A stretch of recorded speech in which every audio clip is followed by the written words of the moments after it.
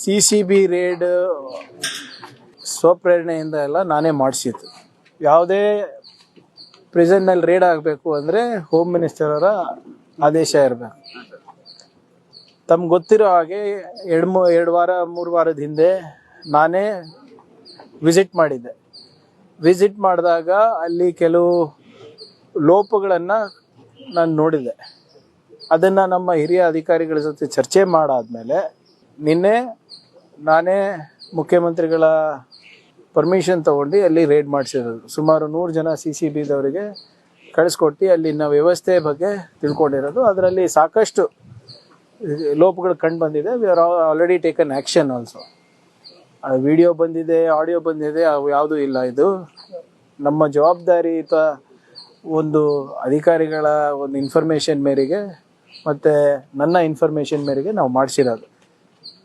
ಇಲ್ಲಿ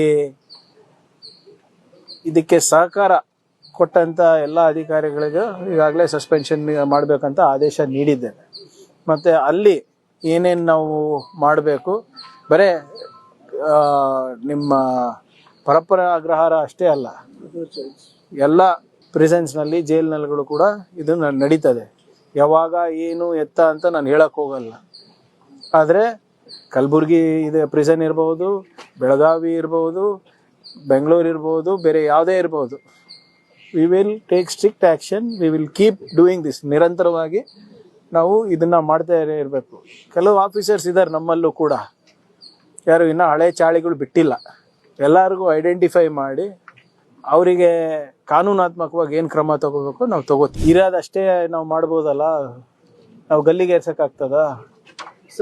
heinous crime ಇದ್ರೆ definitely ಅವರು ಸರ್ವಿಸಿಂದ ಡಿಸ್ಮಿಸ್ ಮಾಡ್ಬೋದು ಅಷ್ಟೇ. ಈಗ ನೋಡಿ ಇವರೇ, ನಾನು ಈ ಖಾತೆ ತಗೊಂಡು ನಮಗೆ ಜವಾಬ್ದಾರಿ ಕೊಟ್ಟು 1.5-2 ತಿಂಗಳಾಗಿದೆ. We are taking action. ಇಷ್ಟು ಬೇಗ ಇಷ್ಟು ಸ್ಟ್ರಿಕ್ಟಾಗಿ ಮಾಡಿರಲಿಲ್ಲ, ಇಷ್ಟು ವೇಗವಾಗಿ. We are doing. ಆಮೇಲೆ ಆ್ಯಕ್ಷನ್ ತಗೊಳ್ಳೇಬೇಕಲ್ಲ. ಆಮೇಲೆ ಆ್ಯಕ್ಷನ್ನು ತಗೋಬೇಕಂದ್ರೂ ಐ ಹ್ಯಾವ್ ಟು ಇರೋದೇ 2-3 ಮಾರ್ಗ ನನಗೆ. ಈಗ ವೈಯಕ್ತಿಕವಾಗಿ ನಾನು ಏನಾದರೂ ಬೇರೆದು ಮಾಡ್ಲಿಕ್ಕೆ ಆಗ್ತದ?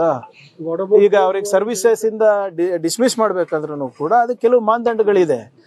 ಆದರೆ ಹಿಂಗೆ VIP ಟ್ರೀಟ್ಮೆಂಟು ಯಾರಿಗೂ ಕೊಡೋಕ್ಕೆ ನಾವು ಬಿಡೋದಿಲ್ಲ. ನೋಡಿ, the raid itself is the message. If you think you can bribe my officials and do what you want, you are mistaken. ಇದೇ ಇವ್ರೆ, ಅದೆಲ್ಲ ನಾವು ಇಲ್ಲಿ ಚರ್ಚೆ ಮಾಡ್ಲಿಕ್ಕೆ ಆಗೋದಿಲ್ಲ ಅಲ್ಲ. ಅದರಲ್ಲಿ ಯಾವ ಮೊಬೈಲ್ ಸಿಕ್ಕಿದೆ, ಯಾರ ಹತ್ರ ಪೆನ್ ಡ್ರೈವ್ ಸಿಕ್ಕಿದೆ, ಯಾರ್ದು ನೋಟ್ಬುಕ್ ಸಿಕ್ಕಿದೆ, ಅವೆಲ್ಲನೂ ಕೂಡ ಗೌಪ್ಯವಾಗಿ ಇಡಬೇಕಾಗ್ತದೆ. ಅದೆಲ್ಲನೂ ಕೂಡ ನಾವು ಸಮಯ ಬಂದಾಗ ತಿಳಿಸ್ತೀವಿ. ಇನ್ನು ಅದು ಸ್ವಲ್ಪ ಮಾಜರನ ಆಗಲಿ ಎಲ್ಲ.